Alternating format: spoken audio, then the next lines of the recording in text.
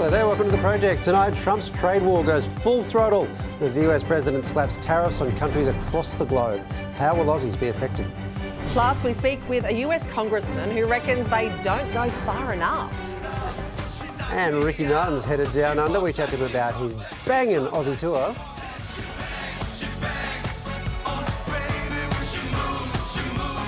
No, you bang, Ricky. We're live from the lands of the Cooler Nation, where it's a big welcome to Nick Cody and Susie Uso. So nice to see you. While the whole world was tearing its hair out over Trump's tariffs, Yes. I was chatting to Ricky Martin. This interview is hot off the press and he's in really good form. Have a look. Also, me as an artist, I struggle. I struggle with saying and being vulnerable because I was supposed to be someone and you have to be and look a certain way. And when I was able to open up completely, musically, be myself, regardless of what the record company was saying or not, that's when all the boundaries collapsed. He's back after 10 years and he reveals why he hasn't been down under in quite a while. Well, let's be honest, you wish you were still doing that interview, don't you? Yeah, I do. It was a nice reprieve from Trump, let me tell you. I have never been so jealous in my whole life. Oh, heaven. What? Heaven. We're about to talk tariffs. And on that note, it is the story the whole world is talking about. After a huge build-up, Donald Trump has announced sweeping tariffs on goods coming into the US. Australia was not spared, but while we may have got off lightly compared to others, American beef lovers are about to get a very rude shock. Are you an American looking for a nice Aussie sirloin at an inflated price? Then come on down to the White House Outback Steakhouse, where you can always catch beef. When it comes to great steaks, I've just raised the stakes. To celebrate Liberation Day, try our new tariff deal, where you can get a classic cut of Aussie beef for just 10% more than you used to. They're wonderful people and wonderful everything, but they banned American beef, yet we imported $3 billion of Australian beef from them just last year alone. Yep, Trump's got beef with our beef, mentioning Australia by name today as he announced a 10% baseline tariff on all imports entering the US. Can't get any simpler than that. His problem? Well, ever since the mad cow disease outbreak in 2003, Australia's had a ban on imports of fresh US beef, and American cattle farmers are furious. They won't take any of our beef. They don't want it. The administration's tariffs have no basis in logic, and they go against the basis of our two nations partnership. Aussie farmers today defiant against Trump's announcement, pointing out that a local spread of mad cow would be more damaging than any tariffs. But still, they're worried about the economic fallout. The American market is extremely important to Australian farmers and Australians in general. So any impact on that will be felt at farmer level. We need to work very quickly to understand the situation. Meat is our top export to the US, well ahead of pearls, precious stones, metals and coins at number 2, and pharmaceutical products at number 3. While pharmaceuticals, timber and critical minerals will be exempt, the rest will likely cost American companies and consumers 10% more to import. This is not the act of a friend. The PM today ruling out any compromise on biosecurity laws. It is the American people who will pay the biggest price for these unjustified tariffs. The Americans can't produce enough beef to satisfy American consumers. So this deal is actually going to be bad for consumers in the United States. The government responding with a 5-point plan which includes $50 million to help industry find new countries to trade with. We've got to look for other markets that we can grow. So with Australia now focusing on prioritising new trading partners, the real question is, does Donald Trump truly understand the stakes? I understand steaks. It's my favourite food. Well, one of Australia's exports to the United States was, for a few years at least, former Ambassador Arthur Sinodinos. All right, Arthur, so what do we do now? Well, I think both sides of politics seem to be agreed on not retaliating, and I think that's the right policy because we argue that tariffs are self-harming. Economic retaliation would not in itself lead the administration at this stage to change their policy. It might lead to further, sort of retaliation or escalation on their part. We need a conversation about all of this with a newly elected or newly re-elected Prime Minister. But Arthur, we're already seeing retaliation to the retaliation. The EU has just announced that it will retaliate even further. So are we on the brink of a global trade war here and maybe a serious downturn in the whole global order? That is the risk. how real is that risk? I think the real is the risk is it's more than 20%. It could be 40%, could be 50%. It all depends how much countries retaliate, and that really comes down to the big blocks. But there are a lot of countries that don't want to retaliate. They want to try and find a way through. And the president at times leaves the door open to doing deals, but his own team are telling him, don't do too many deals, you'll undermine the impact, because they want the money as they see it. And they think the money's paid by foreigners, not by their own consumers. And they want the protective effect. They really believe in this idea of reindustrializing, in inverted commas, the US. We're in a world where the president is really harking back to the 50s and 60s when he argues America was at its zenith and was the top dog. So Australia's not retaliating, but there is something very interesting that the Albanese government has said it will do, and that is help Australian businesses find other trade partners around the world. So effectively just go around America. Do you think we're about to see America isolated from global markets? Well, Don Farrell, as a trade minister, had sort of previewed this might be the policy some weeks ago, of diversifying away from the US. And the irony is we diversified away from China a bit to counter their economic and trade coercion. We had to adjust to that. And now we're doing the same with the US. It's not just Americans that are nationalists. Other countries are nationalists as well. We're just in a world now where the US is no longer seen as the underwriter of that global rules-based order we talk about, of which the trade rules were an important element, and they've helped underpin our peace and prosperity for the last 80 years. Arthur, I want to focus on something a bit closer to home. Are you at all concerned that as a result of the tariffs, it's going to make it a lot harder for you to buy books to fill those shelves behind you? Actually, I've got most of my books upstairs. This is the conservatory downstairs. But look, the reality is in America, prices are going to go up, costs are going to go up. This is a big tax on American consumers. Arthur, it's been wonderful to be in your conservatory. Not all of us can say we have one of those. Thanks very much for speaking to us. Thanks. Great to see you as always. When we talk about other countries retaliating, and I don't pretend to understand barely any of this, but that will impact the people who retaliate. So you talk about a retaliation, but if you slam a tariff on the Americans, that means that the price that the people are paying who are retaliating goes up. So they are immediately disadvantaged. Is that right? This is why a trade war is something people talk about as a catastrophe, because it's basically everyone injuring themselves in the hope of getting the other side to back down. Okay. And then, yes. Am I hopeful for thinking that there might be still time to negotiate here? Because do you remember when Malcolm Turnbull was PM?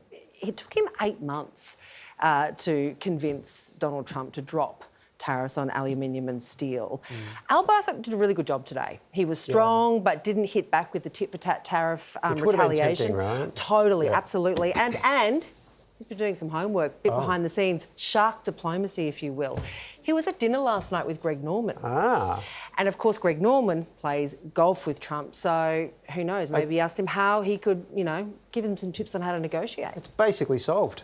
Yeah, hole in one. It basically did, yeah. As long as it doesn't affect our biggest export, the Hemsworths, I'll be fine. Now, Trump, you kicked us in the guts today, but you did it while holding an impressive chart. And all right, mate, two can play at that game. If you're rejecting us, here are some ways we Aussies can reject you and your supersized culture. No more Halloween. It's dumb. Eating too much chocolate and egging your neighbour's house should be for every day of the year. And no more Gatorade bongs. From here on in, we use Spring Valley bottles, like our fathers before us. For tobacco, of course. We're rejecting smash burgers. It's Australia. When we're smashed, we have kebabs. However, unlimited soft drink refills is actually a pretty grouse idea. I do want to get that going here, credit where it's due. No more Netflix and chill, though. In Australia, it's 10 play and root. And just on that, we say barrack when it comes to sports, not root. The only rooting that happens in sports is when Essendon rooted my multi last week. I go for the Bombers, but how dare you beat Port Adelaide on a Thursday? And finally, if you really piss us off, we'll go nuclear and withhold new episodes of Bluey. You'll be forced to talk to your kids, and I don't think you want that, America, so come at us, you gronk. show. End the show. We're done. It's not going to get better than that. I thought Albo did a good job until I saw that. I've got a big printout. Got to take a break. We'll see you in a sec.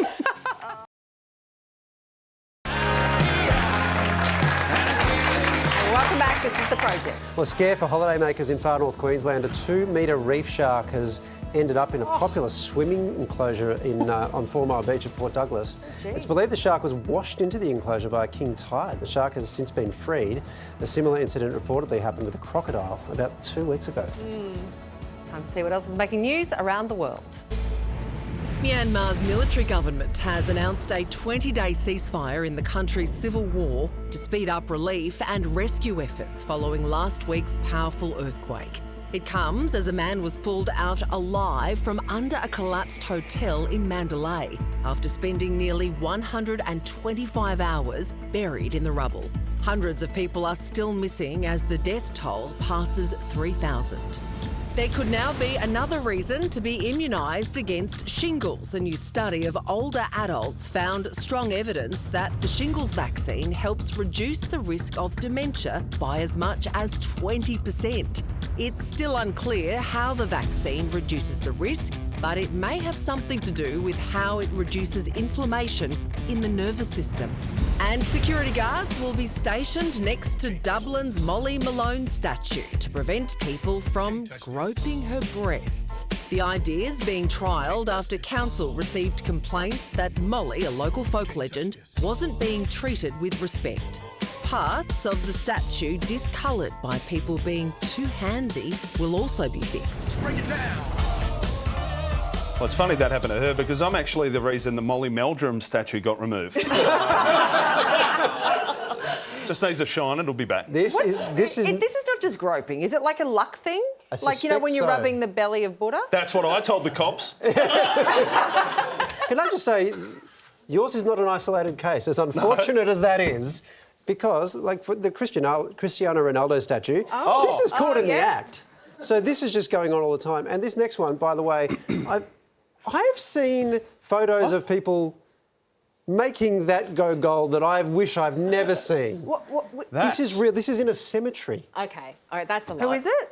Who cares? Well, it matters. Okay, so I have a couple of thoughts on this. The first is, if you don't want anyone to touch it, raise the statues higher. That's a very easy way, because they're saying that they're going to have guards standing around Molly Malone. Yeah. Also, I'm not super proud of it, but like 18-year-old me, 17-year-old me, maybe 25-year-old me was doing things like this. Yeah. It just happens. It's not just gross men. It is, but it's also other women. Yeah. But what you're overlooking is that you could raise it, but the determination of people to climb. And if they're determined, then risk the fall. Okay. I wouldn't stop. Good news, Adelaide. You're getting direct flights to the US. Now, I always thought America had been around for ages, but the Adelaide Airport CEO makes it sound like it's just been discovered. We're about to be connected non-stop to an entirely new continent. Christopher Columbus now thinking, oh, that's how that feels. It's got to be a low bar to be an airport CEO. If he's pulling it off. We fly to many destinations across this flat earth and coffees are $12. After a break, we'll see you soon.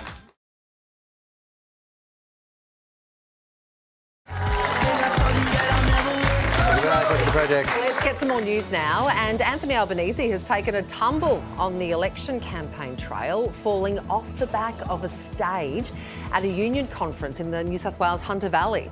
He was moving in for a photo opportunity when he slipped and fell, landing on his backside.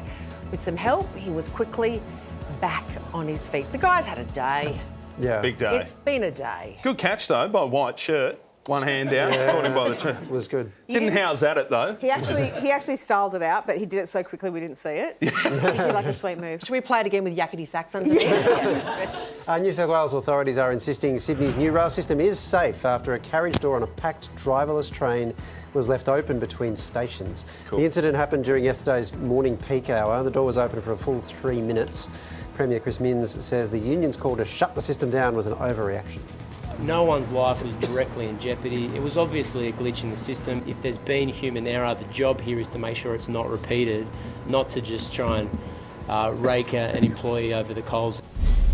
Blame the humans. This is how it starts. It's driverless train. In other news, an urgent warning tonight from the Therapeutic Goods Administration after counterfeit Ozempic pens were stopped at the Australian border. The pens look totally legitimate, except for a fake batch number. There are fears the pens could contain harmful ingredients. The TGA is also urging consumers to be cautious when buying medicine from overseas websites. A family from Virginia sure got more than they bargained for while taking professional photos among Washington DC's cherry blossoms. Barack Obama accidentally photobombed them as the photographer snapped the two kids. The image has since gone viral. The former US president has posted an apology saying, "My bad for stepping into the shot." But Mum Portia couldn't care less. This is priceless. They're going to have this picture until college. This is going to be the Christmas card like over and over again every year. Anthony Albanese actually was in that shop, but he just couldn't see him because he fell. Now, this morning, Gold Coast Mayor Tom Tate had a look at the sand dredger they'll use to fix up the beaches after Alfred. And it was great to see a grown man learn about perspective for the first time. Goes to show how big it is when you're next to it. This is bloody huge. Then when he got back to the car park, he looked back and thought, no, it wasn't as small as I originally thought.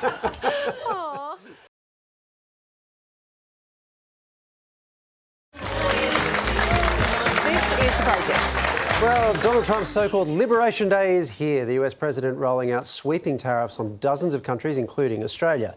Tonight, the world is reeling from the biggest upheaval to international trade since World War II. April 2nd, 2025 will forever be remembered as the day American industry was reborn, the day America's destiny was reclaimed. A national economic emergency. That's why Donald Trump says he's slapping US trading partners with a 10% baseline tariff. It's going to be Liberation Day in America. Hopefully you're going to look back in years to come and you're going to say, you know, he was right. Trump is calling them reciprocal tariffs, retaliating against other countries' policies that he says have disadvantaged US producers, now hitting them with taxes to level the playing field. A reciprocal tariff would be 0, not 10%. Australia among those subjected to the 10% tax, which is set to have a significant impact on our top export to the US, beef. Trump taking a dig at our ban on American beef products since the mad cow outbreak in 2003. We imported $3 billion of Australian beef from them just last year alone. They won't take any of our beef because they don't want it to affect their farmers. And you know what? I don't blame them, but we're doing the same thing right now, starting about midnight tonight, I would say. All Aussie exports will be hit with the 10% tariff, with a few exemptions, including pharmaceuticals, timber and critical minerals. But other countries have copped it far worse. The EU being whacked with 20% reciprocal tariffs. China said to be taxed at 34%, and Vietnam near the top of the list at almost 50%. World leaders today reacting with outrage. I strongly believe that tariffs benefit no one. They're bad for the world economy. They hurt people. We disagree with that agenda. We don't think that is good for global trade, and that's why we're opening up as much trade with as many different countries as we possibly can. We are in this together. If you take on one of us, you take on all of us. Well, Republican Congressman Marlin Stutzman is both a lawmaker and an Indiana cattle farmer. I spoke to him earlier. Marlin Stutzman, thanks so much for joining us. It's a big day. Our PM says this is not the act of a friend. Is he right? I wouldn't say that. I would say that we are friends and that we need to build our friendship. And, you know, the tariffs regarding beef with Australia really stems back to the mad cow disease problem that the United States had back in the early 2000s. But we believe it's 20 years now since that ban was put in place and that ban could be lifted. And so, of course, President Trump has made this a central part of his agenda to level the playing field for America. There's a lot of tariffs from countries all around the world that we deal with on a daily basis, and we have a great partnership. But we want to level the playing field with all of our friends and allies and make sure that it's a good partnership for both sides. So just back on the issue of mad cow disease, though, for a second. The most recent case in the US was in 2023. That's pretty recent.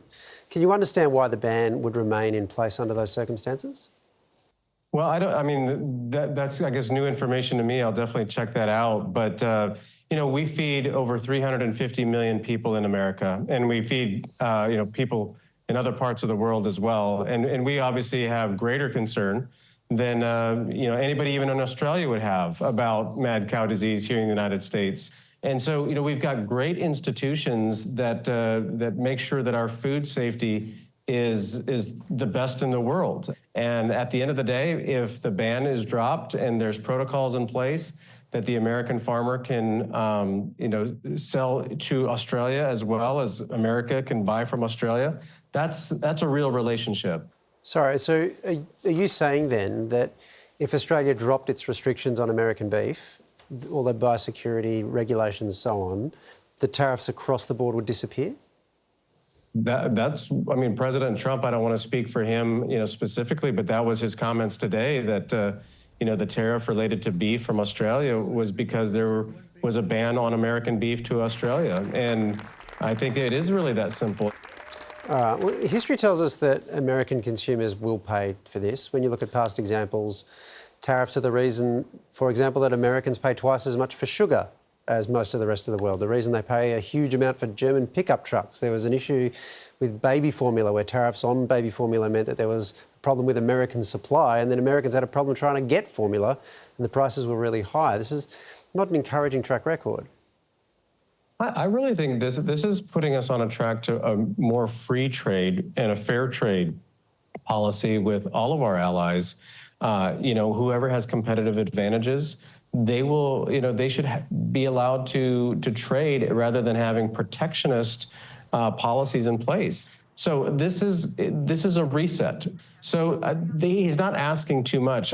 I really truly believe that his ultimate goal is not to have any tariffs going either direction. So you've said all these other countries are putting unfair tariffs on America. One example of that the Trump administration uses is Australia's goods and services tax of 10%.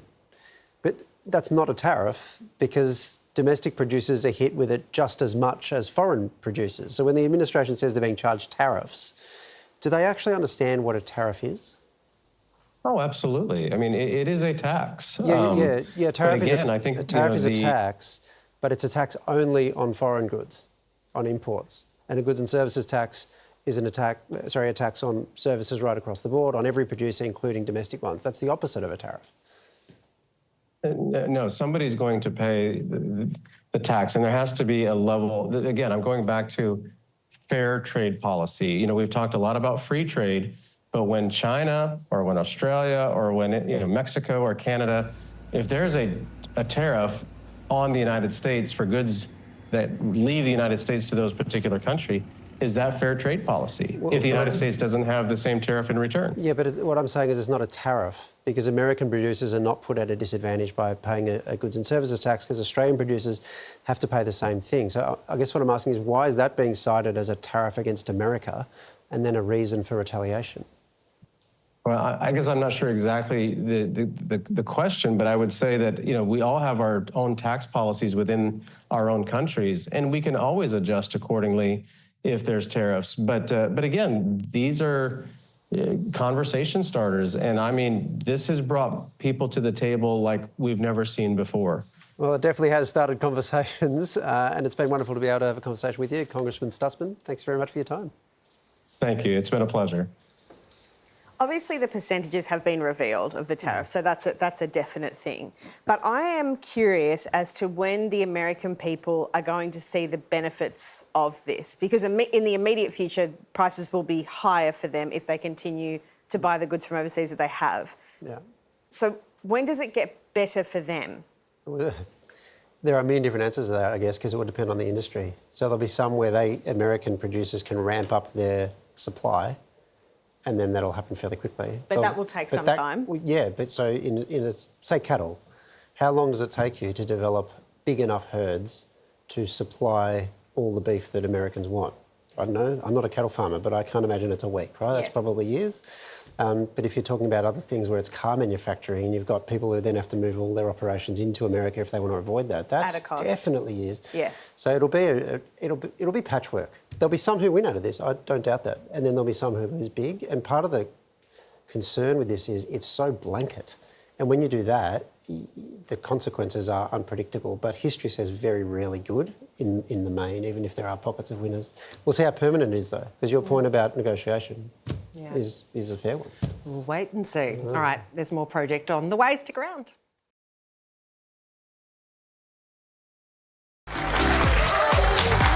Right, what's the project? As Aussie F1 star Oscar Piastri shoots for back-to-back triumphs at the Japanese Grand Prix this weekend, there's a young gun closely watching, aiming to overtake him on the world stage one day. My ultimate dream is to be the first Australian F1 driver to be a world champion for Ferrari. He knows what he wants. He's here to fight for it. To become a champion in this sport, you definitely need determination, you need drive, support. Lazarus has all of that, and he has way more than seen in a lot of children. My name's Lazarus and I'm 10 years old. Not many teenagers know what they want to be when they grow up, let alone 4-year-olds. His mum and himself with his little brother have been binge watching Drive to Survive. I love the danger, that adrenaline and that excitement. I was like, wow, look at these F1 cars, they're so fast, they're so cool. Like, I want to drive one of them when I'm older. And I walk through the door and he grabs my hand and goes, Dad, this is what I want to do, and I point to the TV. And then I bought him a little electric go-kart and he started driving around the park with it. He would pretend like he's an F1 driver. He would walk around the makeshift track that we made and say, oh, I turn here, and you see him walking around with his little helmet. He was finally allowed on the go-kart track at the age of 6. I heard the sound. I was like, whoa, this is awesome. I didn't get scared. I felt happy, I felt joy. His first race was a bit of a blur to me.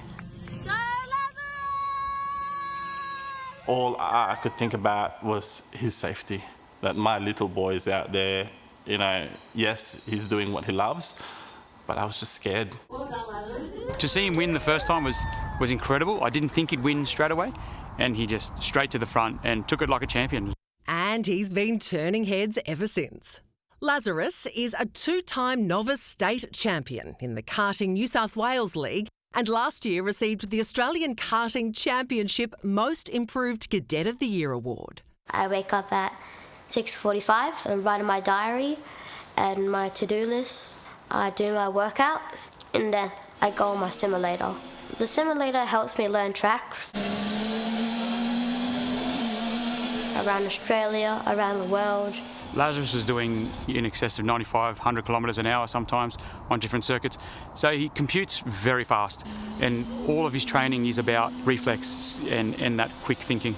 This is a very dangerous sport because you're going at such high speed, and if you crash, you can break an arm, break your neck, get a concussion, you can get brain damage. He's had a lot of near misses. He's flown out of his go-kart twice. One when he was 6 and the other a few weeks ago during the ACT titles, where he actually rolled 3 times inside the go-kart before you see him fly out and his shoes has fallen off. Your heart just sinks. I got a burnt back and a hurt wrist, but other than that, I'm fine. For the most part, he cries because he was a little bit hurt, maybe 10%, but 90% of the time it's because his go-kart is broken. I'm calm, mostly. Unless I'm in like a really big battle, my heart gets a bit racy. Mr. Fearless is something that he's been called a couple of times, but also they do call him a bit of a smooth operator when he's driving. I sing in my helmet. I sing smooth operator. Smooth operator, smooth operator. Carlos Sainz wins the Australian Grand Prix. Smooth operator.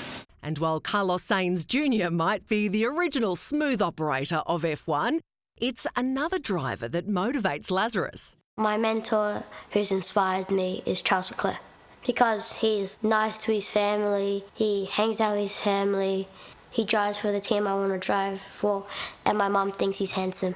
I look perfect. The road to the top of motorsport is expensive and time-consuming, but his family is all in. There are certainly other drivers with families that have very healthy budgets behind them. We are not really that. We try to make do. All we've tried to do is be a good foundation and, trying to make good decisions that will support him. Lazarus is now gearing up to race and train with some of the world's best in Italy. He's been invited to compete in the World Superkart Final Cup, Italian Karting Championship and Kart Sports Circuit Championship later this year. I'm very excited to go to different tracks, to meet different people, race on different tyres, race with the best in the world, and the pizza. And while Lazarus has his eye on the prize and the pizza, he knows it's about so much more. I can see myself doing what Oscar Piastri does, being an Australian driver, getting trophies in F1. It's not just about winning, it's about how you win. Winning is about being the best version of yourself, irrespective of what position you come in the race. When I see him on the podium, I feel proud, but 99% of the time, I just say, thank God you're safe. I'm so proud of you, and I hope that you never give up on your dream.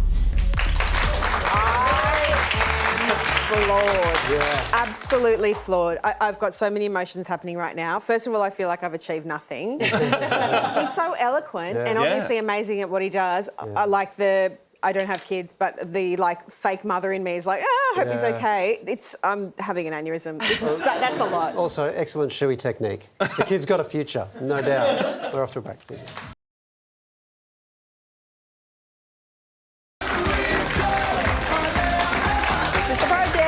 Things got pretty intense after Galatasaray's 2-1 win over Fenerbahce in the Turkish Cup quarter-finals. Fenerbahce coach Jose Mourinho has gone viral after this. He pinched Galatasaray boss Okan Buruk on the nose. In true football style, he goes down, holding his face in pain. The teams share an intense rivalry. That's how you do it. Die for anything, won't they? Yeah, it's like it was a sniper. That's how my kids act when I try to get a booger, a bat out of the cave. When I do the mum thing, get in here. Yeah, but I would react to that so adversely as well. Adversely. Well done. Yeah, I was like, don't do that. But also, I think if you have siblings and they give you wet willies, you're like, no, it's happening again. Immediately. But don't you feel bad for him? He just had his nose taken. All right, Dad. It would hurt. Now, let's talk AFL because Western Bulldogs player Rory Lobb arrived at training today with a pretty unique haircut. Oh. Wow. Now, I'm from the western suburbs. I've got to say, it's pretty hard to have the roughest head in Footscray, but he's done it. Now, I don't know what he's asked the barber for there. Excuse me, mate, can I please have the first one to pass out at a Bucks party? That has got prank all over it. Wow. The lobster, looking good. He probably asked for a lob. That's an actual hairstyle. You should be a mum. All right, well, no one is living La Vida Loca quite like our next guest. In 1999, Ricky Martin dropped one of the best-selling singles of all time.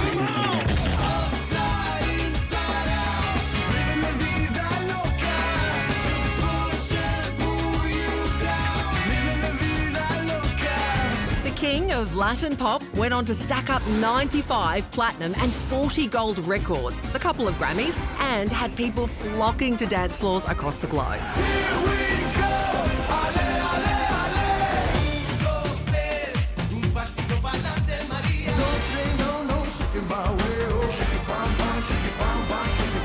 Now he's coming down under to bring us the hits that bang.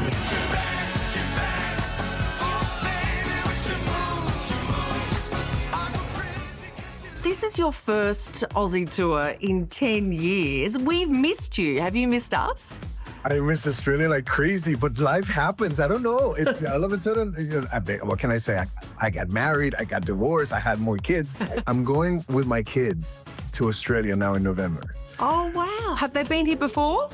Yes, actually, because we were there now for about 3 years with my last tour, so they remember Australia so well. It's like their second home. It's very special with the connection that they have with Australia. So yes, I am bringing my kids. Daddy's gonna be working, but I'm sure they're gonna have a good time and they're gonna see old friends. So it's gonna be special. Oh, well, look, you are so good on stage. How do you bring that energy? I mean, I'm 40, I have 2 kids and I'm exhausted. You have 4 kids. How do you bring that energy to the stage? Lots of coffee, I guess. Listen, let's give a lot of credit to the crowd, obviously, because when you stand on stage in front of 20, 30,000 people, what they give you, obviously, is like rocket fuel. And this is what it's so addictive about this industry. People want to connect, and that's what my show is about. It's about connection. It's about fun. It's about letting, I guess, my ancestors do their thing through me, because I understand and I agree with you, the energy that sometimes I see videos that I go, was that me? I don't remember doing that. Because it's intense. And I'm going to blame it on the drums and the percussions and the tropical sounds, I guess. You are in great shape. Is that because of all the dancing? Is that how I can get a six-pack? Thank you. I don't have a six-pack. Rubbish. I've seen it. To get six-packs. No, but thank you so much. I appreciate it. You're putting a lot of pressure. Before November, I'm going to get ripped. In Australia, everybody has a great body, so I have to have a good body because I'm going to Aussie. That's how it goes. You are so brilliant at crafting songs that stay with you and stay in your head for days. Is there a song that you still just love performing? You know, I guess that song, Living La Vida Loca, is a song that I will always perform because I genuinely perform it. Regardless if the fans want to hear it or not, they do. It's a song that I really enjoy performing. There's Vente Pa' Acá, which is a Spanish song, but it's more recent. It's another song that I really love. And then The Cup of Life, and She Bangs, and Private Emotions, and She's All I Ever Had, and then In La Bomba, and I don't know, I can keep going. There are so many. The show is hits. You sing in English, Spanish, of course, Portuguese, and also Italian. I want to know what your favourite language is to sing in. Spanish for me is my mother tongue. Even though I've been living in the United States for so long, I still dream Spanish. But nowadays, it doesn't matter. It's about the transparency and the honesty that you're interpreting, that people will get it. When I was growing up, I didn't know English. And I remember learning my English through music. And I think this is a phenomenon that's kind of happening now again with artists like Bad Bunny, for example, his music is being heard around the world. All in Spanish. Yeah, but you opened the door for young artists like that, like Camila Cabello, like Bad Bunny. I mean, how does that make you feel? Beautiful. Listen, I've worked hard all my life. I've enjoyed everything that I've done, and the steps that I've taken will help new artists know what to do or what to avoid. Why not? I think this young generation of artists, they come with a lot to say, and they are very open, and there is no filter, and I think that's a wonderful thing. But also me as an artist, I struggle. I struggle with saying and being vulnerable because I was supposed to be someone, and you have to be and look a certain way. And when I was able to open up completely, musically, be myself, regardless of what the record company was saying or not, that's when all the boundaries collapsed. And that's when the big crossover into the underworld came. And so it's been wonderful. I can't complain. You mentioned that you're bringing your kids with you on tour this time. Will there be any surprise appearances on stage? They did that already in Switzerland, and it really was funny. They caught me by surprise. It was not rehearsed. They just walked on stage in the middle of the finale, and all of a sudden I'm looking around and they're around me. So, yeah. When did they know that their papa was the Ricky Martin? The first few years, they would only watch the concert from backstage. I don't know, I thought it was too overstimulating for them. And then one day they got to see the concert from the front. And when the show was over, they were like, oh, Dad, you are Ricky Martin. So they were 3 years old, maybe 4. So it was beautiful to see them saying like, oh, Oh, so now we understand. Well, Ricky Martin, we cannot wait to have you back in Australia. But please tell me that you're coming to the show. I would love to come to the show. I can bang. You're I can bang. Of course, and shake your hips and the whole thing. We can do it. Perfect. I can bang. Should I bang for a long time, Ricky. Here I was thinking 10-play en route was going to be the most sus thing said today on the show, but Sarah comes in at 7:29. I can bang, Ricky. I can bang. What a delightful human, hey? It was a lovely chat. Yeah. Do you reckon there's a point where, of his kid's age, where even Ricky Martin ceases to be cool? No, did you see him? Yeah. No, this is why I'm asking the Definitely question. not. Because there comes a point where the scepticism of the kids is just overwhelming. But how? Yeah, he's been on quite the journey, right? I mean, he only came out in 2010. He was told that it was going to end his career if he was honest about his sexuality, but it was his dad who went, you know what? You've got to be real to yourself. You've got to be true to yourself, and here we are. You can see Ricky Martin live in November. Tickets are available now. All the deets are on our website. I might even see you there. Yeah. She will bang. Thanks, With any Susie. luck. See you tomorrow.